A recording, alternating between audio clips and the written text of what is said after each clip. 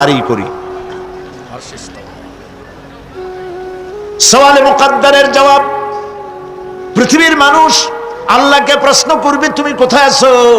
রব্বুল আলামিন প্রশ্ন করার আগে জবাব দিয়ে দিয়েছেন, আর রাহমানু আলাল আরশি ইস্তাওয়া।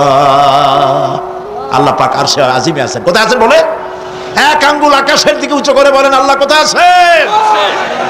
আরশে আজিমে আছেন। সুবহানাল্লাহ।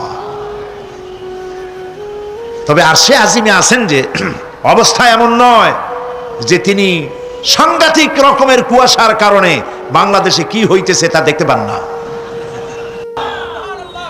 সে আল্লাহ রাব্বুল আলামিন সব কথা পরিষ্কার করে বলেছেন, আমি তোমার ঘাড়ের কাছে।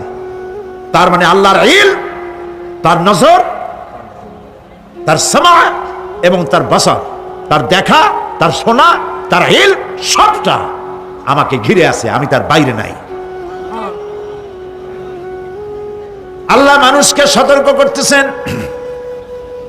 মা ইয়ালফিযু মিন কাওলিন ইল্লা লাদাইহি রাকীবুন আতীদ।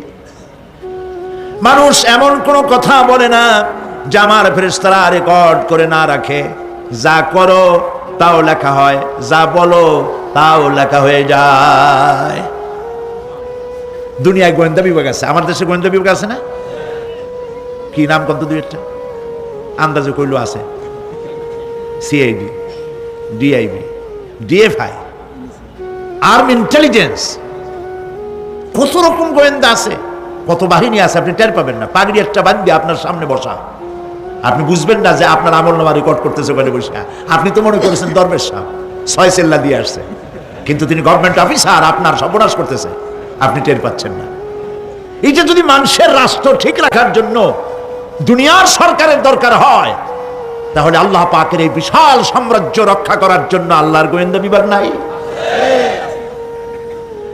আল্লাহ রাব্বুল আলামিন তার গোয়েন্দা বিভাগ কাজ করতেছি। আমরা বিশ্বাস করি না, আমরা বুঝতে পারি না, যার জন্য অন্যায়ের মধ্যে লিপ্ত হয়ে যাই। একবার আমি লন্ডন থেকে লন্ডন শহরে রাত্রে যাচ্ছি, রাত 2টা-2:30 হবে। প্রতিমধ্যে রেড সিগন্যাল জ্বলল, গাড়িটা থামায় দিল, সামনে আর গাড়ি টাড়ি নেই। আমি ড্রাইভারে বললাম যে গাড়ি টাড়ি তো নাই সামনে, আমরা তো ইচ্ছা করলে যেতে পারি। ড্রাইভার বলল পারি, কিন্তু যাব না। কেন যাবেন না? বলল যে এই সিগন্যালের সাথে ক্যামেরা আছে, অটোমেটিক ক্যামেরা। আমি যদি এখান থেকে এটাকে ক্রস করি তাহলে আগামীকাল কোর্ট থেকে আমার নামে চিঠি আসবে। রাত 2:45, এই রঙের গাড়ি, এত নাম্বার গাড়ি, এবং আপনার চেহারা শরীফ এই, আপনি রাত 2:45 সময় রেড সিগন্যাল অমুক এলাকা থেকে ক্রস করেছেন, মেহরবানি করে কোর্টে আসেন আর জরিমানা দিয়ে যান। এই লোকটি এইখানে ক্যামেরা আছে, এটা চোখে দেখছে, সেই জন্য বিশ্বাস করলো। কিন্তু এই ক্যামেরায় স্ন্যাপ নেওয়ার জন্য কোনো ক্যামেরা ম্যান নাই, অথচ গাড়ি ক্রস করলেই, ওভার স্পিড করলেই ছবি তুলে ফেলবে। এই বুদ্ধিটা কে দিছেন? যিনি এই বুদ্ধিটা দিলেন তার কাছে এমন কোনো বুদ্ধি নাই যে আপনার আমার অনবরত অটোমেটিক ক্যামেরা দিয়ে জীবনের সব কিছু আমাদের ধরে রাখে, এরকম কোনো ক্যামেরা থাকতে পারে না। পারে কিনা?